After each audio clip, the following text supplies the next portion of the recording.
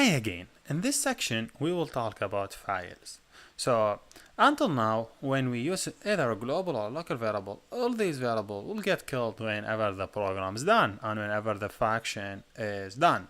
But if I want to keep the data in my computer, if you open your computer, you will see too many files. This file is downloaded, this file is whatever. So how I could keep the file in my computer? So when I close the program and reopen it again, I still have it. This is what we name it by file. And this video will talk about how we could write data to file. So let me name this file as file write, because you're writing to file. And we define our main method, which is this one. Main should be, and make sure this main, I don't like this design, always writing main and other stuff. But yeah, what I do. This is, you have to follow the pattern. So this is main. So how to write to file or write data to file? First of all, to write data to file, you have to define your variable. Let me suppose define variable, name it out, and I open, just write open. What the file name you want to write to it? Let me name it test dot. Here the extension of file. You know every file have a specific extension. Let me suppose extension will be text, so I say txt. Then I add semicolon. Then what I want to do with this file? There is different process we could do it with the file. For example, I want to write. Okay, so I say w. That means I want to write to this file. If I say here out, then dot write. Then I say, for example, name is Hussein, for example.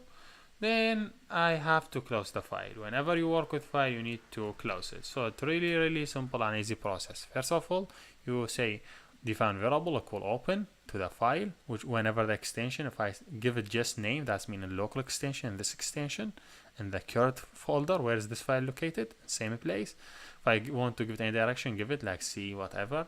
The process I want to do to the file, just I want to write. So that's mean if there is no file created yet, just create it and write to it. If there is file already available, delete it and write to it.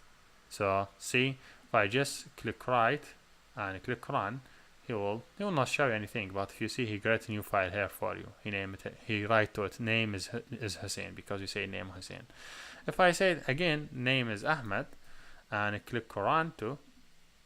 So just go back. He say name was Ahmed. As I told you, because we say W, that's mean hey, if the file is not created, create it and write the data to it. If it's already created, remove it and write data to it.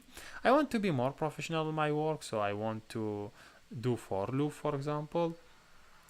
I would say just do the right process, like more powerful. Not now, let me just keep it in this way. Now if I want to append, like I have data in my file, I want to append the new data to our file. I don't want to delete it, so I just instead W I say A. So now if I say name is Jenna and I have already name here as Ahmed, if I just click right and run it, he will append. See, name is Ahmed, then name is Jenna, because I didn't add /n, so it's better to use /n, so you have spaces in every line. So here I say name is Leah. If I click right, run it, you will see name is Leah on this line. But I want just to delete this file to make it more clear and more professional.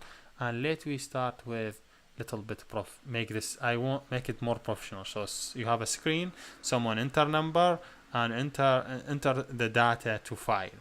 So let me suppose I have a for loop, and this for loop repeated, he enter 5 times. So I would say for I in range of 5. Okay, and every time I ask him to input data. So make sure I add it this way here. I say hey, input equal input whatever, enter string to write to file. Make sure input to file, just to make it more clear. Then I will do it here in this way. What I want to do is this. I'm writing to my file every time, so I do it /n dot format, then I add the string, just make it more clear. So it's 5 times repeated. First time I ask him to enter data, I write it to the file, then I continue second, third, fourth. When I'm done from all this process, I close the file. Here we go. Now I want to run it. So before I run it, let me just make sure I'm deleting this file because I think I did not delete it. Click OK, delete, make sure to click this one, whatever, you just remove it. So now, yes, I deleted. Let me just start again. Just I want to make sure everything is clear before I run it. He say enter, I say name is Jenna. So he will create the file for me and he will add the data about install. Then I say name is Leia. Then name is Hussein. Name is Alex. Whatever. Here you go. Name is Darren. He finished it and he completed. If I just go to file, I have to see all these data inside the file. So this is basically how we wrote many data in the file. If you want, he enter from screen and you write the file. Yeah, here we done and thank you for watching.